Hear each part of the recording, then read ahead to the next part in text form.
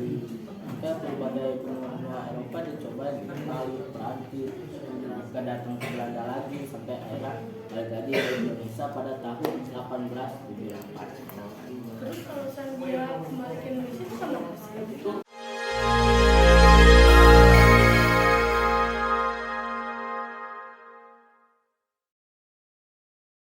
Halo guys, balik lagi bersama kita Gira, Gibah Sejarah. Oke, jadi di episode kali ini kita akan gibah-gibah mengenai sejarah. Ya, Oke, di sini sama gua Angel Gua Leo. gua Rasya. dan bersama bintang tamu kita kali ini yang jauh-jauh berasal dari Semarang yaitu ya, ada gua Bima. gua Dinda. Oke guys, itu Oke, jadi kan gua kan masih kepo gitu nih ya sama sejarahnya salah. Jadi gua kan masih kepo gitu ya sama ini Raden Saleh. Jadi gua tuh pengen nanya gitu loh sama kalian. siapa itu Raden Saleh? Iya. Raden Saleh itu nama aslinya tuh Saleh Syarif Bustonan ya, kalau nggak salah. Nah, dia itu sebagai pelukis legendaris di Indonesia. Oke, dia tuh lahir di mana sih dan tahun berapa? Kalau untuk tahunnya tuh dari beberapa sumber tuh beda-beda, jadi belum tentu pasti lahirnya tahun berapa. Ada yang mengatakan 1807, ada yang mengatakan 1811. Nah, jadi belum tentulah ada yang lahir berapa. Kalau misalkan sejarah tentang pendidikan dia itu gimana? Kalau pendidikan tuh dia waktu kecil dia sekolah di Indonesia, sekolah rakyat, ada yang dalam Oxford. Kemudian tuh dia dibiayai oleh pemerintah lukis asal Belgia karena melihat kemampuan Raden Saleh yang sangat bagus ini, akhirnya dia dibiayai sekolah di Belanda agar bisa melatih skillnya lagi. Nah, kalau boleh tahu nih, Raden Saleh belajar melukis sejak kapan sih? Awal mula Raden Saleh belajar melukis itu ada tahun 1819.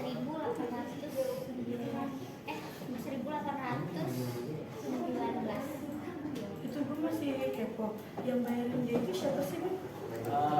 Itu lukis asal Belgia yang bernama Payet. Jadi waktu itu tuh dia datang ke Indonesia lagi melihat-lihat proyek pembuatan taman di Kota Bogor.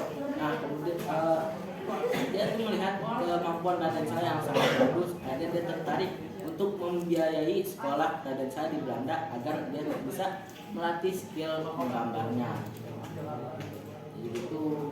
Oh ya, jadi berarti tuh dia belajar lukisnya di Eropa gitu. Pas dia belajar sambil belajar pendidikan di luar negeri. Iya, dia sambil belajar pendidikan, sambil belajar melukis juga dari tokoh-tokoh ternama di asal Belanda, asal Perancis. Jadi dia sekalian belajar melukis juga. Nah, ini gue kepo nih, Bim. Bakatnya Raden Saleh melukis tuh muncul pada saat tahun berapa sih, Bim? Bakat Raden Saleh itu dia udah muncul dari umur 8 tahun ya. Saat dia masih bersekolah itu dia udah datang lah skill gambar-gambar di luar. Kalau boleh tahu umur berapa sih itu?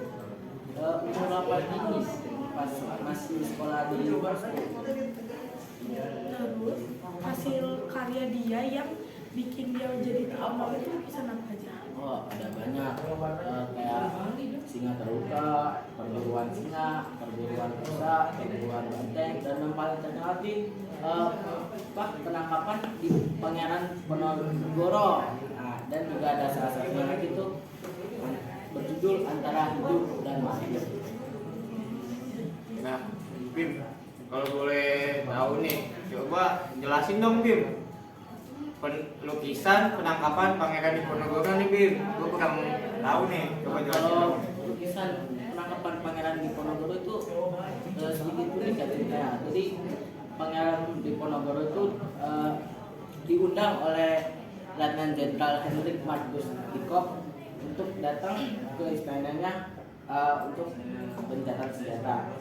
Nah, saat itu Raden Saleh itu percaya-percaya aja karena kayaknya beneran nih, pas datang ternyata dia ditangkap. Nah, jadi langsung ditangkap, dikurung, dan akhirnya dan Saleh tuh mulai melukis sampai pernah dibikin film loh. Ada yang tahu film Mencuri Raden Saleh? Gue pernah nonton itu. Sebelum ada itu film-film the best Kayak yang nyuri lukisan dia kan? ya, itu dia bikin replika lukisan penangkapan Pangeran Diponegoro sampai detail. Itu mantap banget. Dan nggak ketahuan kalau emang orang nyuri kan? Keren yang mantap dah, saya rekom. Cerita itu tuh kalau filmnya, jadi ada seorang mahasiswa universitas. Dia tuh punya keahlian mereplika lukisan. Jadi tuh dia bisa mereplika lukisan apa aja. Sampai suatu saat tuh ada seorang yang amat kaya raya lah menawarkan agar dia mereplika lukisan penangkapan Pangeran Diponegoro dengan harga 30 triliun. Bayang aja. Tapi Sherry sama Angel udah pernah nonton belum? Gue pernah dengar sih, tapi gue belum tahu pernah nonton. Sama gue juga. Si kalian mau cepat nonton itu film the best plot twistnya tuh ada banget dah. Serius tuh. Serius ya, baik sekolah nonton ya. Pastinya dong. Kalau bagus gitu. Plot twistnya tuh jadi ayahnya di penjara.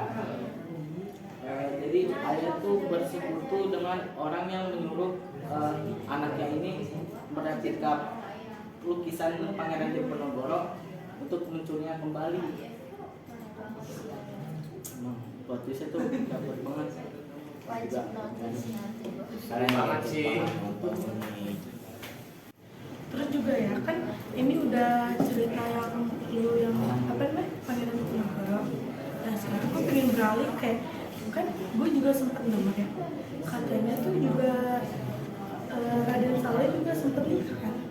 Iya, dia sempat nikah dengan perempuan yang bernama Ayu tuh asal dari Semarang juga, dekat dengan Raden Saleh. Dia menikah pada tahun berapa ya? Lupa pada tahun berapa? Pokoknya mereka nikah. Lalu itu mereka udah tuh pindah ke Bogor, dekat Taman Kota Bogor. Nah, Bim, kan ini Raden Saleh sama istrinya nih pernah berkunjung ke mana saja sih? Gue kepo nih. Pernah berkunjung ke Eropa, Italia.